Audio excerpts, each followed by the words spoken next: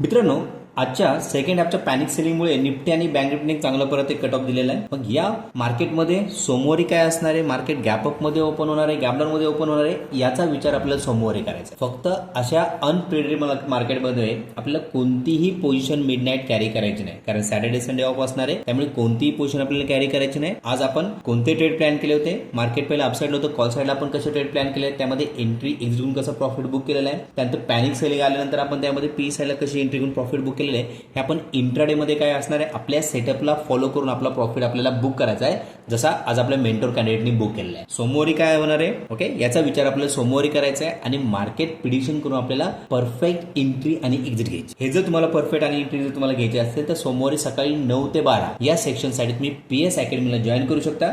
दिलेल्या नंबरवरती डीएम करा आणि आपल्या या लाईव्ह मार्केट सेक्शनला तुम्ही काय करा, जॉईन करा.